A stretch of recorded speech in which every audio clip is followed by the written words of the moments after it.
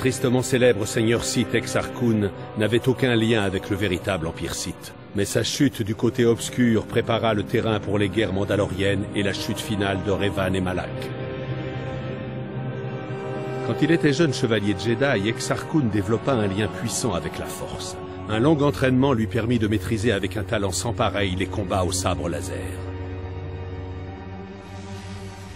Également désireux d'accroître ses connaissances, le jeune Jedi se plongea à corps perdu dans l'étude de la Force, ignorant les mises en garde de ses maîtres. Il se croyait insensible à l'attirance du côté obscur.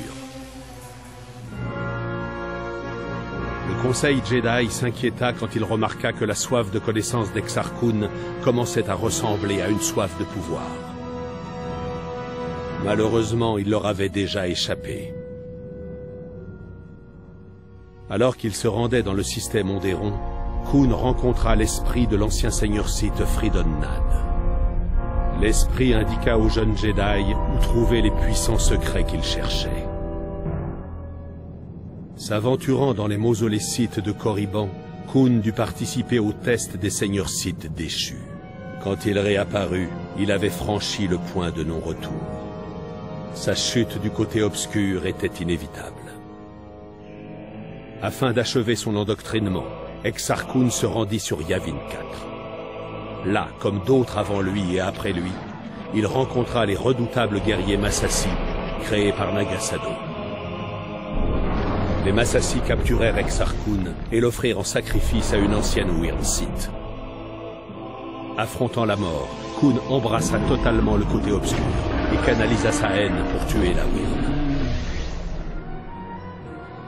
Fort de son pouvoir, le jeune seigneur Sith asservit les Massassi et retrouva un vieux vaisseau abandonné des siècles plus tôt par Naga-Sadow. Cependant, régner sur Yavin 4 ne lui suffisait pas. Désireux de s'imposer comme le seigneur noir incontesté des Sith, Exar-Kun attaqua le culte Krat du système de l'impératrice Teta. Chez les Krat, Exar-Kun se retrouva face à face avec un autre Jedi déchu dont la force égalait la sienne, Ulic Qel-Droma. Qel-Droma avait basculé du côté obscur après avoir essayé en vain d'infiltrer les Krat et de détruire leur culte de l'intérieur. Au terme d'une longue bataille et d'un duel tout aussi long, Qel-Droma et Exar-Kun unirent leurs forces. Exar-Kun en tant que seigneur noir incontesté des Sith et Qel-Droma en tant que son apprenti. Leurs armées, les Krat et les Massassi, s'unirent pour former la tristement célèbre confrérie Sith.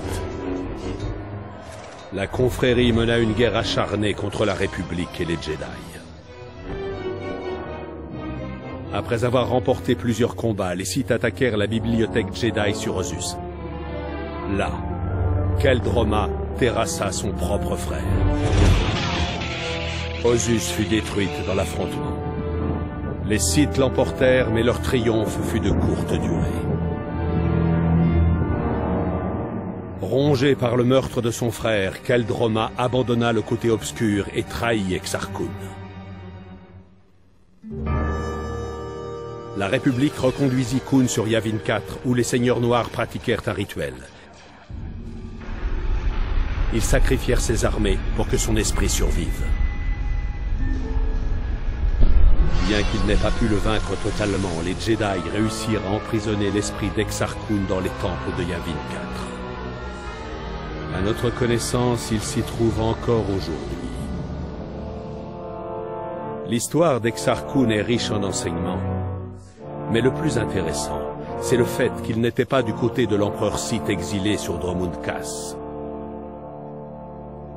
Le fait que les esprits des anciens seigneurs Sith aient soutenu Exar-Kun suggère qu'ils ne soutenaient pas et ne soutiennent peut-être toujours pas l'empereur Sith qui nous fait face aujourd'hui.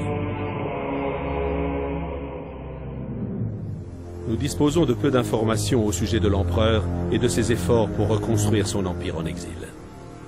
Je passerai en revue les informations dont nous disposons dans mon prochain rapport.